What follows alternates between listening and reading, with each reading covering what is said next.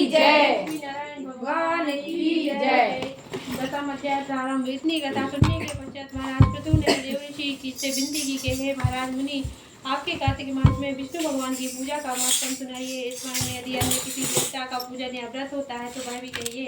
अब नारद जी बोले, हे राजन, अश्विन शुक्ल पूर्णिमा को शुक्ल ब्रह्मा जी का व्रत, कार्तिक कृष्ण चतुर्थी को गणेश जी तथा अष्टमी व अमावस्या को लक्ष्मी जी का व्रत किया जाता है। जो कुंवारी कन्याएं कार्तिक मास में चतुर्थी को गणेश जी का करके चतुर्थी व्रत करती हैं, उन्हें सुयोग वर मिलता है। यदि विवाहित स्त्री इस व्रत को करती हैं तो त्योहार अटल रहता है। प्रातःकाल स्नान आदि से निमित्त होकर चंदन आदि से श्री गणेश जी का पूजन करें। फिर सायकाल गणेश जी का पूजन करके चंद्रमा का उदय होने पर उसको अर्घ्य दें। तत्पश्चात उत्सव मनाते हुए भोजन करें। साधवा स्थिति अपने स्वभाव की रक्षा के लिए व्रत अवश्य करना चाहिए। करके चतुर्थी व्रत के महत्व का वर्णन करते हुए नारद जी ने कहा, हे राजा पृथु, अब इस व्रत का एक इतिहास हम तुमको सुनाते हैं, ध्यान पूर्वक सुनो।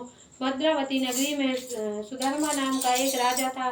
उसके रविदत्त, सुधर्मा, जय शर्मा और सुशोभना नाम के 4 पुत्र तथा वीरमती नामक एक कन्या थी। सुधर्मा ने अपनी कन्या का विवाह देव व्रत के साथ किया। वे दोनों प्रेम पूर्वक रहने लगे। एक दिन अचानक घर पर सर्प द्वारा काटे जाने पर देव व्रत की मृत्यु हो गई।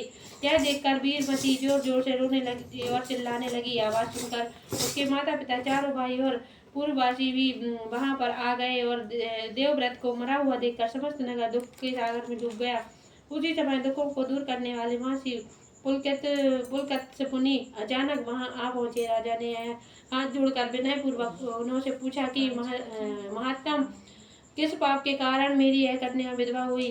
पुलकित मुनि ने बताया कि कार्तिक मास में कृष्ण पक्ष की गणेश चतुर्थी का व्रत न करने के कारण यह कन्या पैदव को प्राप्त हुई है। फिर पुलकित जी ने कहा, एक समय दैत्यों को नाश का उपाय खोजने के लिए ब्रह्मा, विष्णु, महेश तथा इंद्र आदि सभी देवता एकत्र हुए। उस समय ब्रह्मा जी ने कहा, श्री गणेश चतुर्थी का व्रत संपूर्ण वृत्तियों में विनाश करने वाला होता है। तब सब देवताओं ने कार्तिक कृष्ण चतुर्थी का व्रत किया, जिससे दैत्यों पर विजय प्राप्त हुई। विजय होने के बाद समस्त देवताओं ने गणेश जी से कहा कि वर मांगो। तब गणेश जी ने कहा कि जो स्त्री कार्तिक के कृष्ण चतुर्थी का व्रत करेगी उसका पति चिरंजीवी तथा जो ना करेगी वह विधवा हो।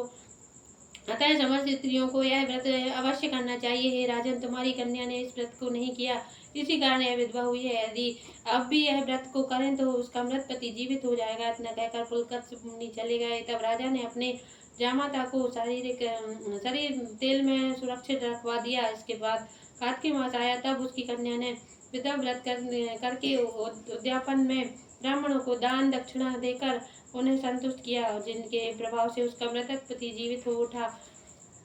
नारद जी कहने लगे, हे राजा पृथु, सौभाग्यवती स्त्रियों को अपने स्वभाव की रक्षा तथा संतान प्राप्ति के लिए व्रत अवश्य करना चाहिए। यदि 10वां अध्याय समाप्त। ये जल्दी से पढ़ बता जिसको